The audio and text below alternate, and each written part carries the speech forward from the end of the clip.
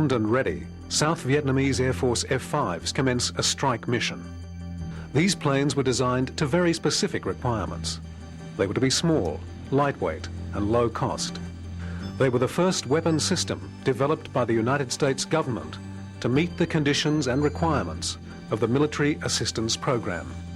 These planes were designed to be supplied to the United States' small allies. Over 20 countries employed them. They were the Northrop F-5 Freedom Fighters.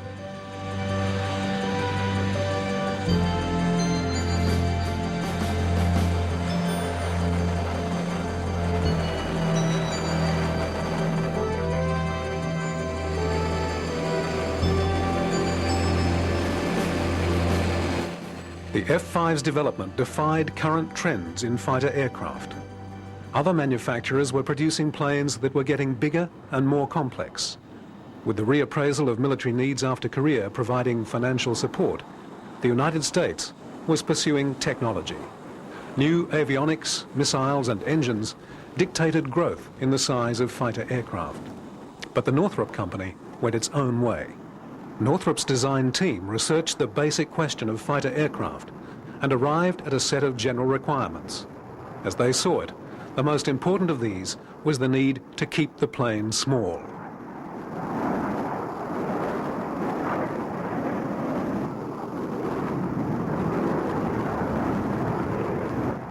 In a classic case of successful innovation, the reappraisal not only led to the family of F-5s, but has had a much wider effect on the development of fighter aircraft since. The role the plane was built to fill was a humble one, but there was nothing humble about Northrop's little masterpiece. It emerged as a maneuverable and highly effective weapon.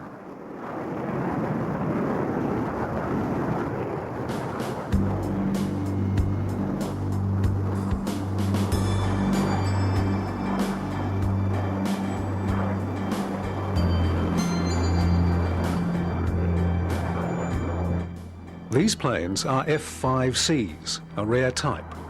19 F-5s were re-equipped for the US Air Force combat trials in Vietnam. Because of these modifications, they were given the separate designation. They were much better known as the Scotia Tigers. After their USAF action, the modified planes were handed to the VNAF and became South Vietnam's first modern jet fighters. In time, about 200 F-5s were used by the Vietnamese.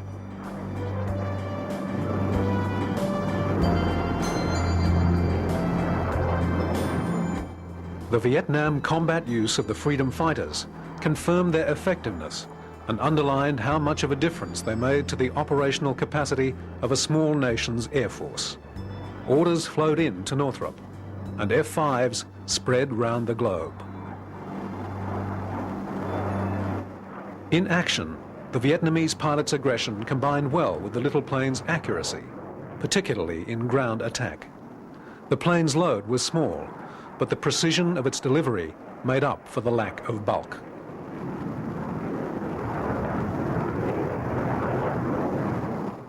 The F-5's successful Vietnam deployment underlined the value of Northrop's development work. The design team's obsessions were vindicated. The planes were simple and easy to maintain. Their reliability gave them an edge over other types. They established the highest operational readiness figures with the lowest maintenance man-hours. The F-5's ease of control, stability, maneuverability and accuracy endeared it to its pilots. Unfortunately, it was involved in little air-to-air combat, and its extraordinary agility in a dogfight was not demonstrated. It would be 10 years after Vietnam before the virtues of the lightweight fighter became more widely recognized. Ironically, this would be especially so in the USA, where the Freedom Fighter was developed.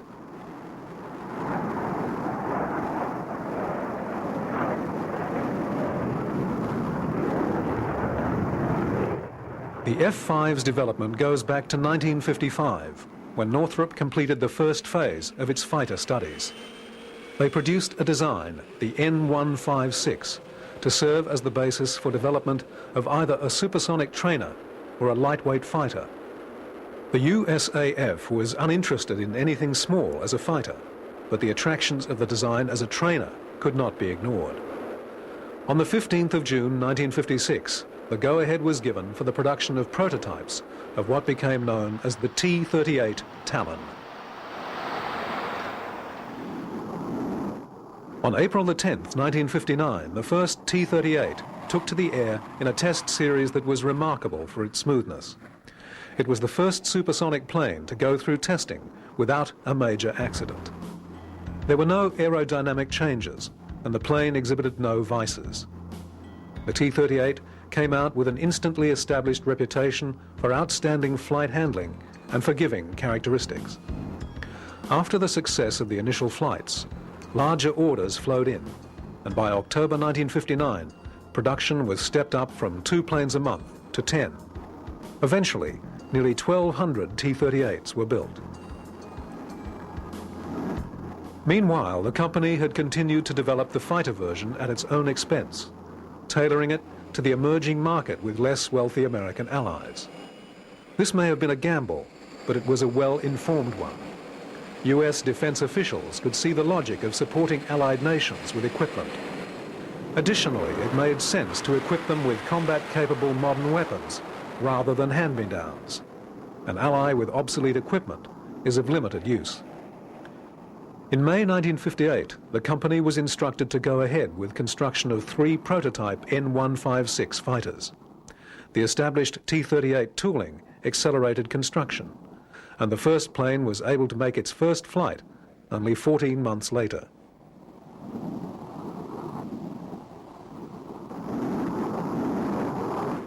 Despite the success of testing, the USAF had no desire for a small plane for its own use, and there was no program to cover development for use by other countries.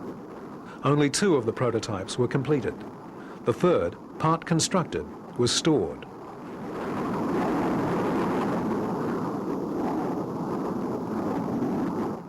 The US Army became very interested in the N-156F for a time, for ground attack and close support.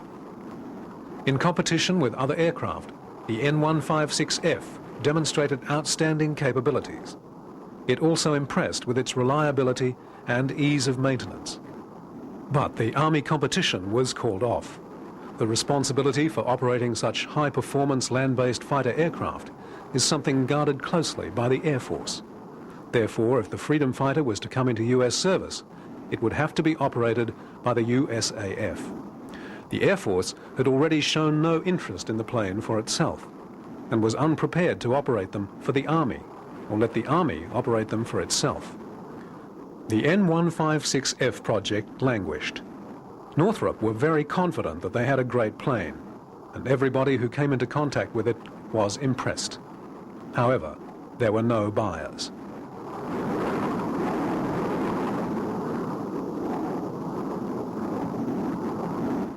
It was to be May 1962, almost 3 years after the first flight, before there was any success for the project. The Department of Defense had continued to review the needs of the United States allies in NATO and SEATO.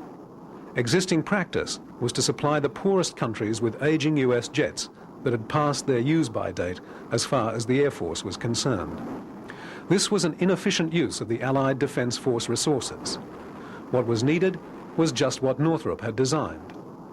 The Kennedy administration had vowed to pay any price for the maintenance of freedom, including active re-equipping of Allied forces, and Northrop's plane was the only serious US contender for a lightweight, low-cost fighter. It was therefore announced that the N-156 had been chosen as the defensive arm to be supplied to favored nations under the Military Assistance Program, MAP.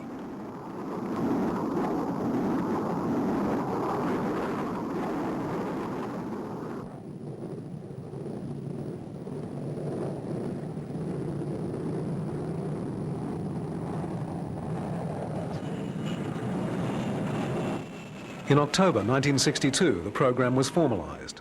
Orders were placed for 2 versions of the N-156F, a single-seat fighter and a twin-seat version to double as a trainer. These were given the USAF designations F-5A and B.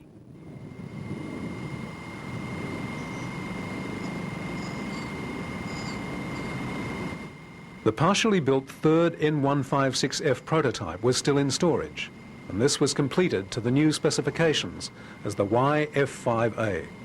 The first flight of the new plane took place on July the 31st, 1963.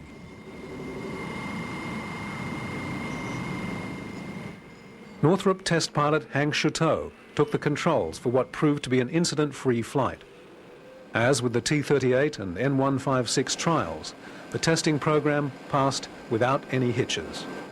Changes from the earlier designs had been few, principally in more powerful engines and increased weapons load. The plane was also given a more rugged landing gear for rough terrain use.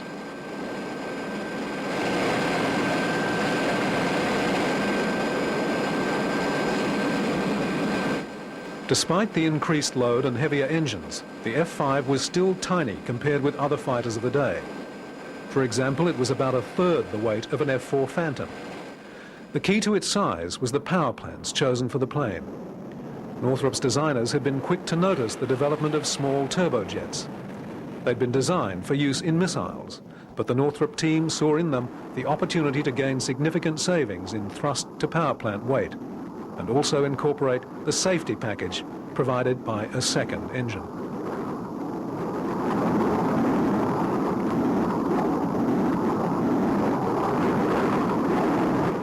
The two engines were located side by side in the aft fuselage.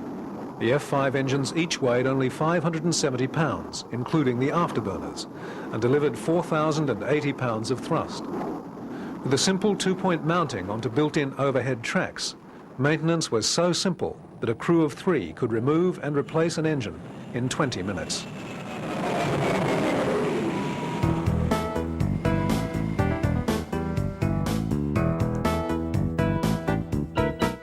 Part of Northrop's concept had been the importance of simplifying maintenance, and the design incorporated many features which directly addressed this.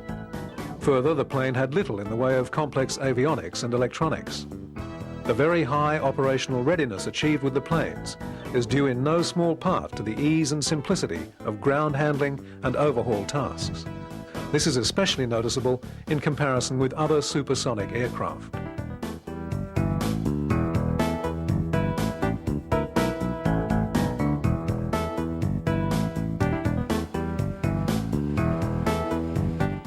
A total of 8 aircraft were used in the development and flight test program, and these were soon followed by production models. Initial deliveries were made to the USAF Tactical Air Command at Williams Air Force Base in 1964. Here, US air and ground crew trained on the aircraft. The job of these men would be to instruct foreign servicemen in the plane's maintenance and operation.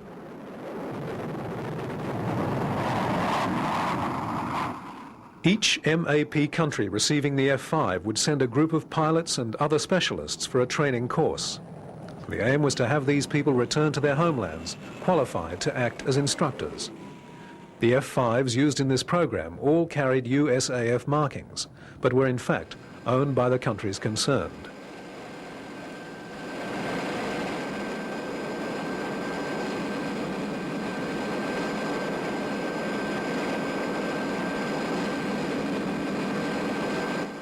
The first classes got underway in September 1964 with crew from Iran and Korea.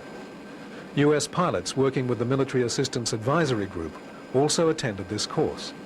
It would be their job to advise F-5 customers on how best to integrate the new planes into their inventories and how best to employ them in the field.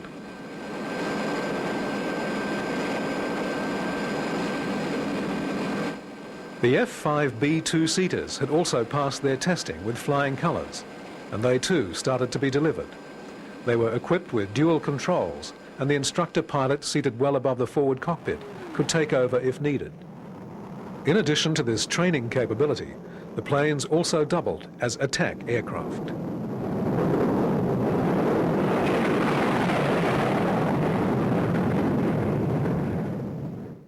Given the impoverishment of many of the client nations, the plane was designed to cope with rough terrain and rudimentary or non-existent landing grounds. The ruggedness and stability of the little planes was best demonstrated in this type of operation.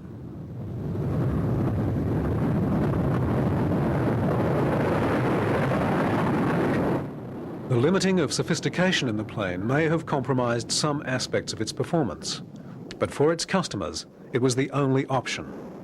They found that it ideally matched their capabilities and budgets and gave them a very capable defensive and offensive strike.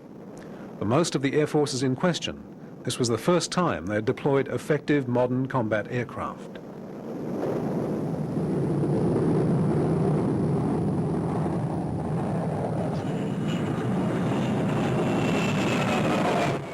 One of Northrop's major problems in scaling down a fighter was to incorporate commonality with established weapons in the infantry. Special care is needed in the design of small planes, since standard items such as stores pylons and ammunition belts are proportionately large. The bulk of these common systems ultimately sets a minimum practical size for the aircraft.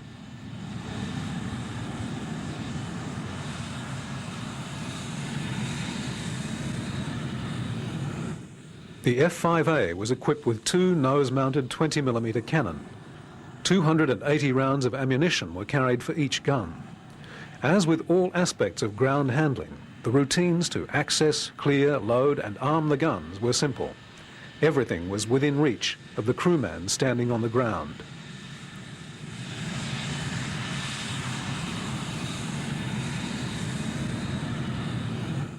The built-in maintenance simplicity extended to tasks like aiming the guns. With minimal skill levels and a few simple tools required, this was established with little difficulty.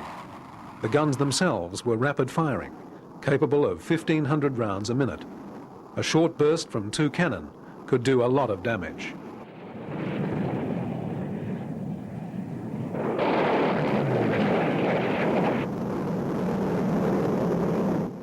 In addition, Sidewinder missiles could be mounted on the wingtips to give the little fighter a hefty air-to-air punch. With the stability and easy control of the F-5, formidable accuracy with the cannon was achievable.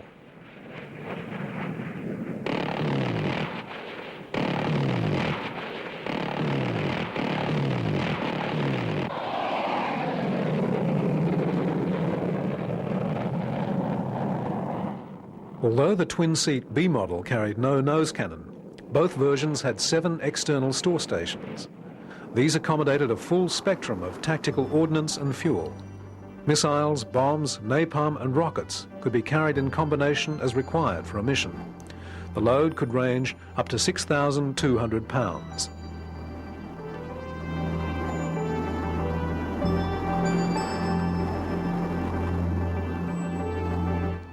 As a tactical support weapon, the F-5 proved its worth repeatedly.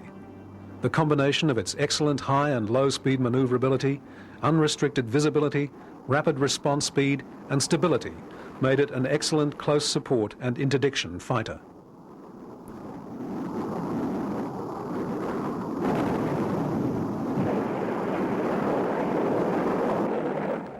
On its introduction in 1964, the F-5 made a considerable impact. In 1964 and 1965, the plane captured 85% of the weapons meets in which it was entered. These formal contests took place both in the USA and overseas, and pitted the freedom fighter against a variety of the West's best frontline fighters. The little plane embodied virtues that made it a real handful to contend with.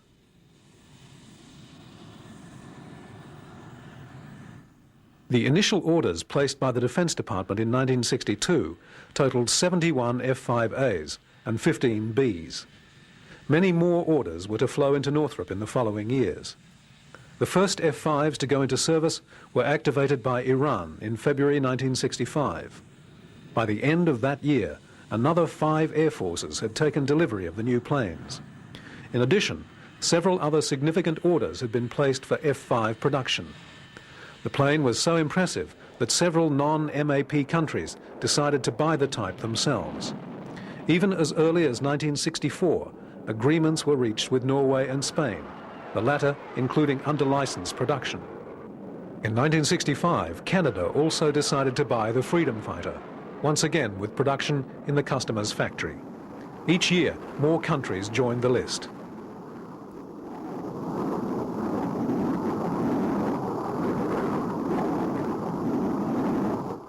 Area ruling had been applied to the plane. This concept, developed by NASA, held that the cross-section of the complete aircraft should vary smoothly along its length. The waist given to the fuselage above the wing is in recognition of the additional forward-facing area of the wing itself. It was the area ruling that resulted in the F-5's slimmed hips and the overall smoothness of the aircraft's lines. This was even carried to the point of area ruling the wingtip fuel tanks.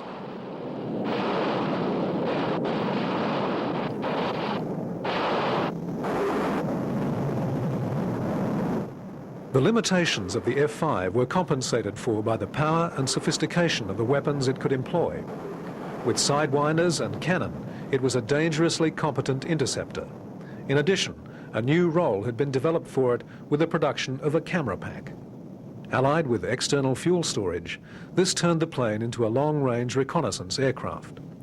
In its primary tactical role, 4 of the big bullpup missiles, or up to 76 rockets, gave a potent ground attack force.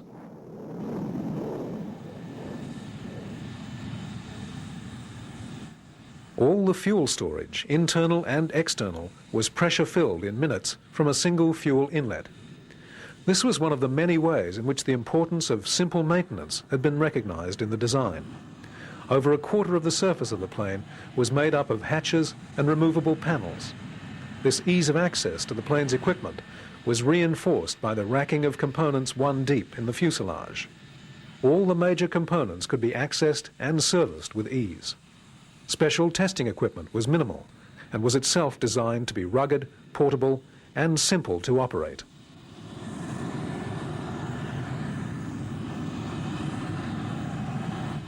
Compared with other aircraft capable of the same operational missions, the maintenance requirements of the F-5 were minimal. This aspect of the plane's design was a total success.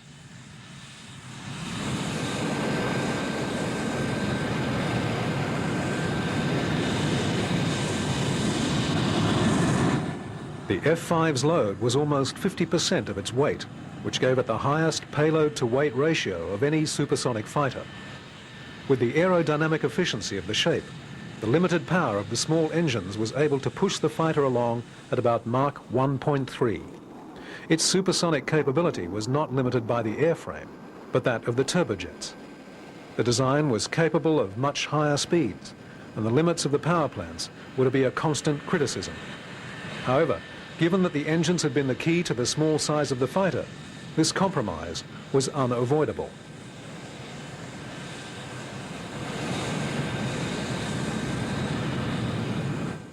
In recognition of the potential of the design in the close support role, the USAF decided to trial the planes under combat conditions in Vietnam. In what was known as Operation Scotia Tiger, 19 aircraft were re-equipped to a USAF standard in 1965. With aerial refueling system, armor plating, and jettisonable pylons, these modified planes were designated as F-5Cs. The planes arrived in Vietnam on the 23rd of October and flew their first combat mission within hours of arriving.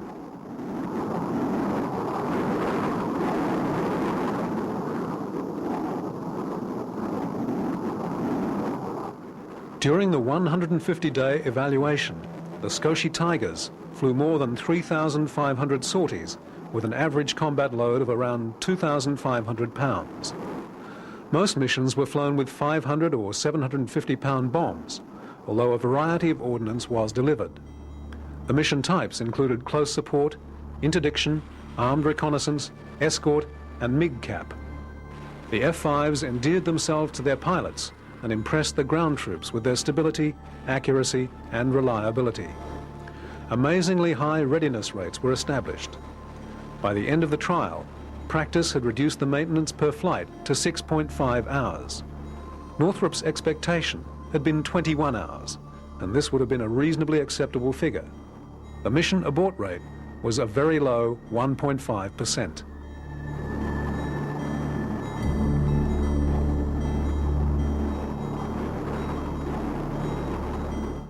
Faced with this sort of evidence, the USAF once again looked at the F-5. The outstanding performance naturally suggested an advanced version to overcome the niggling doubts about its engine power, range, and load. As a variation to the F5A and B, newer and more powerful engines were adopted. In addition, many of the variations provided for individual buyers were re-evaluated. Any performance enhancements were incorporated into the new design. This work began in April 1968, but was cancelled in late 1969 with the announcement of a new competition to decide on a successor to the F5 or the MAP program. Northrop's entry in this competition was the newly developed F5 variant, forged out of the Vietnam experience.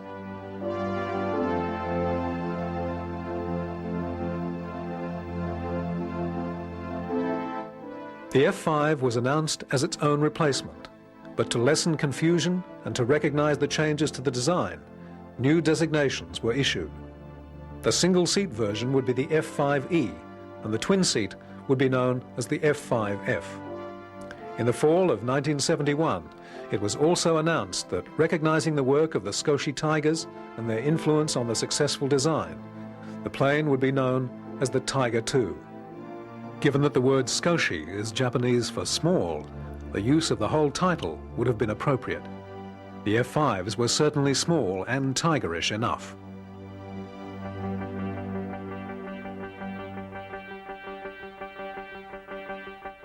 The rollout of the new plane took place on the 23rd of June 1972, and the first flight followed on August the 11th. Progress to that time can be simply measured. In 8 years of production, over 1,100 A and B models had been manufactured for service in the air forces of over 20 countries. Northrop's Midget had turned into a giant sales success.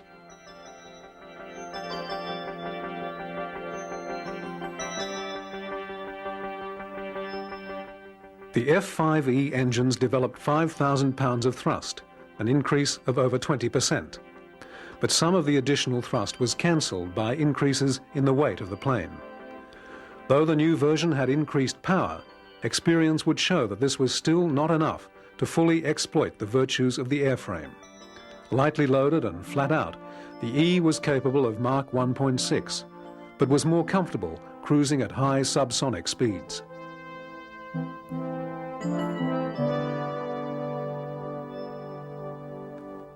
The Tiger airframe was basically the same as the earlier models. The fuselage was slightly wider, and there were several refinements to the plane's shape.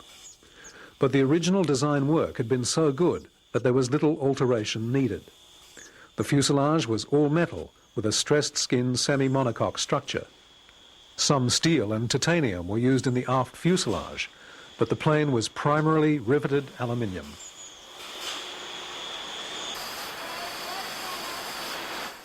The wings were constructed as one piece, carrying through from tip to tip. This eliminated splices in the heavily loaded members. With the exception of steel ribs supporting the landing gear and wingtip store station, construction was all aluminium. The wing skins were largely shaped with chemical milling methods. The plane's combat sophistication took a leap forward with the addition of a fire control radar system and computer gun sight. This provided target detection, range tracking, and lead computation for the cannon, as well as range envelope calculation for the sidewinders. Air-to-ground delivery was also enhanced with roll-stabilizing aiming references. Several changes were directed at improving takeoff performance. These included air doors to increase airflow and a two-position nose gear to add 3% to the angle of attack. With these modifications and the engine's added power, takeoff performance was improved by 30%. Even with these and other changes, Northrop were able to retain 75% of the tooling masters of the earlier models. In service, 40% of the spares and 70% of the ground support equipment remained unchanged. Early F5Es had interchangeable nose sections which allowed a reconnaissance fit to be installed. In 1978, however, a specialized reconnaissance version was developed, with a lengthened nose and a variety of options in load. In addition to cameras, this included side and fore scanning infrared equipment and other highly effective and sophisticated modern surveillance and search electronics. Loaded in pallets, the selected fit could be quickly installed for any mission requirement. The recon version, christened the Tiger I, retained its sidewinders and a single cannon. Development was funded by the company and resulted in a very competent specialist aircraft. Northrop's Radical small fighter had now progressed to become a family of planes. Production had switched smoothly to the new model, and the first F-5Es were delivered by the end of 1973. By 1976, Northrop's sale of T-38s and F-5s had passed 3,000, with orders for Tiger IIs still coming in. T-38 production ended in 1972, with delivery to the USAF of the last of 1,189 aircraft produced. Production of the Tiger II continued for another 17 years. The final E and F models were delivered to the Singapore Air Force in 1989. The total number of T-38s and F-5s manufactured was 3,806.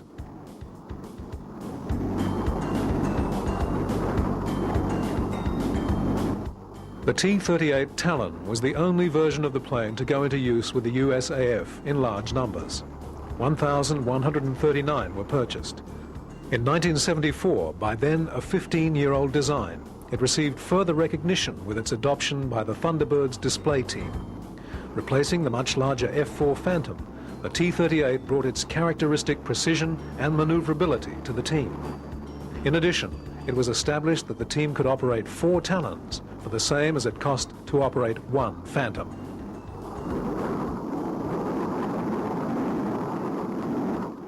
The F-5E Tiger II was to be the most prolific model.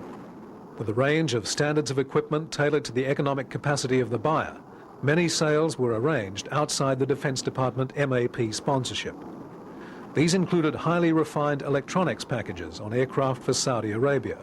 The Saudi planes with inertial navigation, radar warning, chaff or flare dispensers and Maverick missiles were extremely able fighters.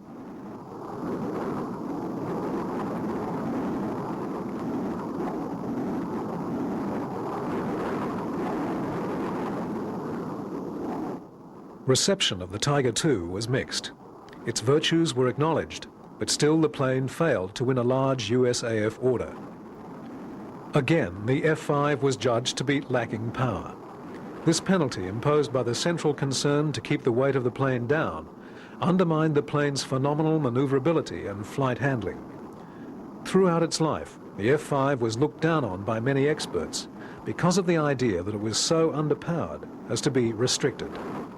This opinion ignored a great deal of what the experience in Vietnam taught. A lot of the accepted wisdom of post-Korea theory had been reversed in Vietnam and the Middle East. Fighter design was based on the idea of supersonic aircraft exchanging missile attacks at extreme range. However, this was unrealistic. In fact, very little air combat takes place at supersonic speeds or at extreme range. Once planes join combat and begin extreme maneuvers, speed is rapidly lost. Old-fashioned dogfighting follows, with aircraft in close contact, desperately trying to gain advantage. In these circumstances, the F-5 can outfly almost anything in the sky.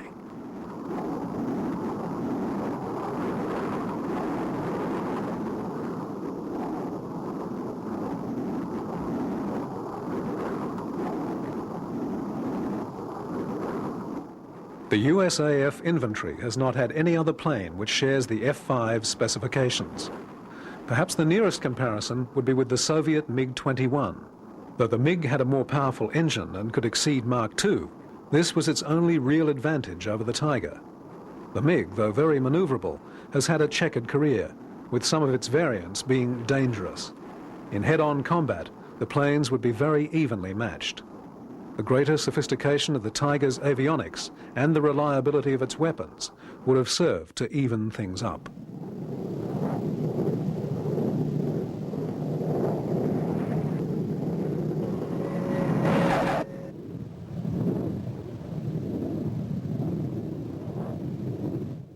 Sales of the F-5E bolstered the capability of small air forces worldwide.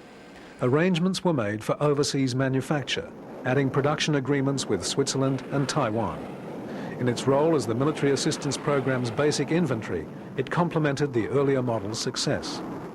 A combination of low cost and high efficiency with rugged simplicity was unavailable in any other US design. The strength of the Western alliances was immeasurably increased by the program. Throughout South America, the Middle East and Asia, nations with small economies had their air power transformed. What is surprising is the number of planes sold into Europe. These purchasing decisions, like the Saudi orders, were not economically driven. Countries like Norway, Switzerland and the Netherlands are not impoverished. These nations decided that there was no purpose in the purchase of larger, more complex and more expensive aircraft for roles that the F-5 could easily perform. There was also one communist air force using F-5s. With the fall of South Vietnam, the North Vietnamese captured and operated 87 F-5s of various models. These planes were later used with considerable success against Chinese aircraft in border clashes.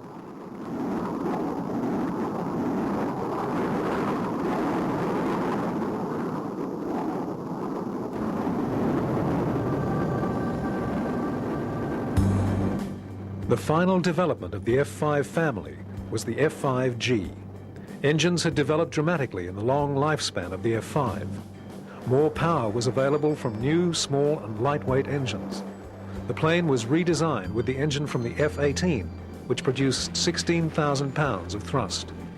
For the first time, the aircraft was matched with sufficient power, and the result was a further remarkable advance in the F-5's capability. This was the first radical redesign of the plane, and was subsequently redesignated as the F-20 Tiger Shark.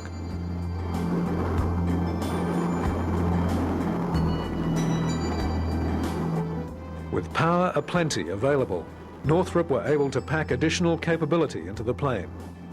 Though larger than its predecessors, it was still a small fighter, but its capacity now stretched comfortably up to Mach 2. This was achieved without the loss of any of the F-5's outstanding maneuvering and handling. The work started as a co-production effort with Taiwan, and though a presidential veto was placed on the Taiwan deal, Northrop continued to refine the plane up to 1980. Surprisingly, despite the outstanding ability and competitiveness of the Tiger Shark, no sales were forthcoming. It had overcome doubts about the plane's performance. Its takeoff was outstanding, its electronics fit state-of-the-art, and its price was still low for a high-tech aircraft. Northrop accepted the lack of orders, and the Tiger Shark was abandoned, effectively closing the development of the family of little fighters.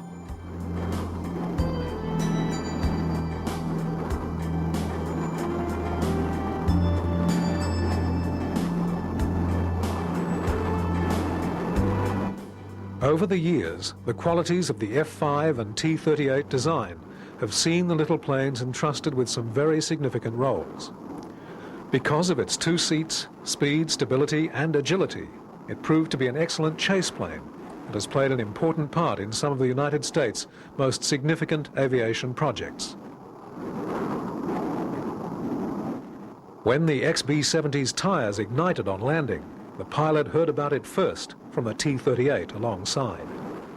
Similarly, it was the T-38 crew who noticed fuel leaking from a broken seal on the space shuttle during one of its glide trials. The role of the chase planes in a test program is an active one. They're not merely observers and recorders of the test plane's behavior. They're in constant contact with the test pilot and are sometimes able to tell him things about his aircraft that he and his instruments are unable to establish. Sometimes that information is critically important.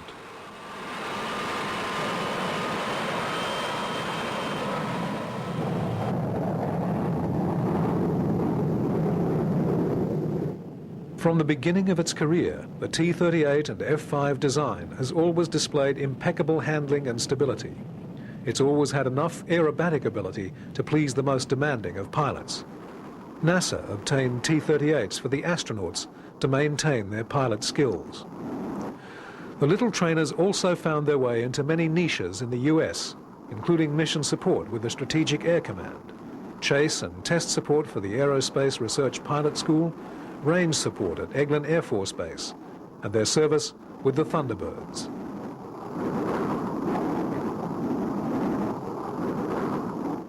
The F-5 also resurfaced in the X-29 program.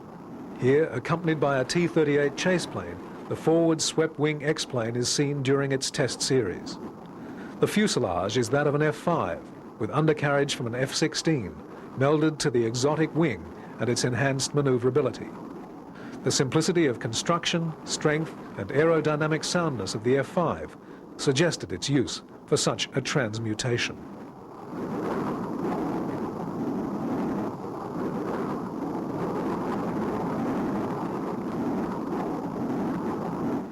The X-29 is an experiment to establish the face of the next generations of fighters. It's fitting that the F-5 should be involved.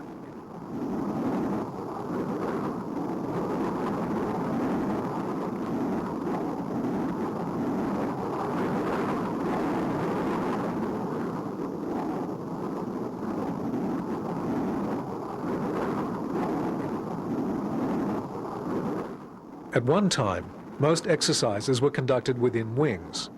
This meant that pilots were pitted in practice against the same type of craft they were flying themselves. In real combat, this is one of the least likely scenarios. The US Navy developed its scheme to remedy this problem under the acronym DACT, for Dissimilar Air Combat Tactics. This has become far better known as Top Gun training. In essence, this training tries as realistically as possible to reproduce combat conditions.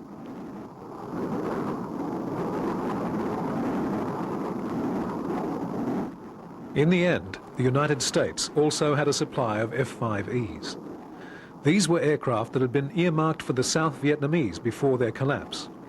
These 70 aircraft formed the basis for the aggressor squadrons in the USAF equivalent to Top Gun, the Red Flag exercise. Flown by some of the Air Force's best pilots, the F-5 squadrons are a force to be reckoned with. The F-5s are used in part because of their similar characteristics to the MiG-21, and the pilots train in Russian tactics, formations, and maneuvers. In the conduct of the exercises, Nellis Air Force Base becomes a combat deployment for the squadrons involved. This includes the limited support facilities and organizational difficulties to be expected in a combat situation.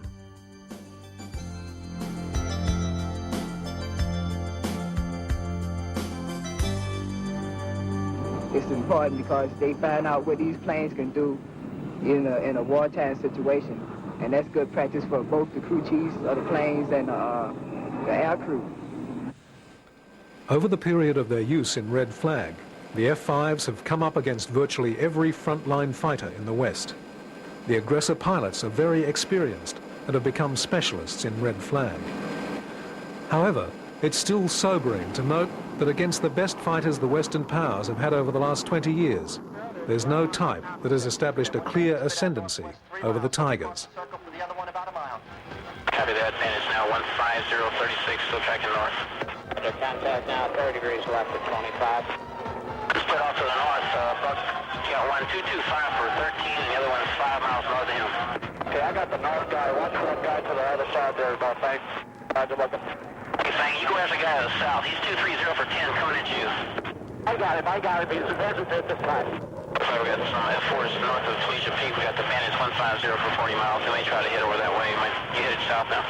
That's firm. We're steady about 170. Okay, the lead just went in a right-hand turn to south. Come hard left 180. Check on the nose a mile. You got a bogey. 6 o'clock for 6,000 feet.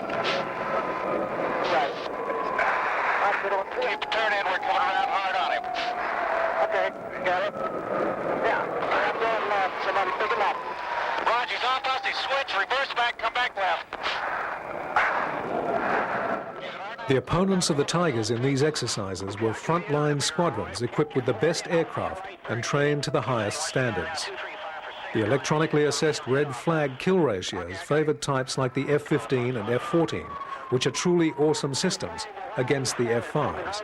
But the margin is small. And if the number of planes shot down is compared to the dollar value of those planes, then the results change dramatically. The Red Flag exercises with F-5s tend to indicate that a force of Tigers would prevail, with a margin, against the equivalent dollar value of any other type of plane. This includes types that are far more recent designs. This not only puts the F-5 into a more favourable light, but dismisses many long-established criticisms of this unique family of airplanes.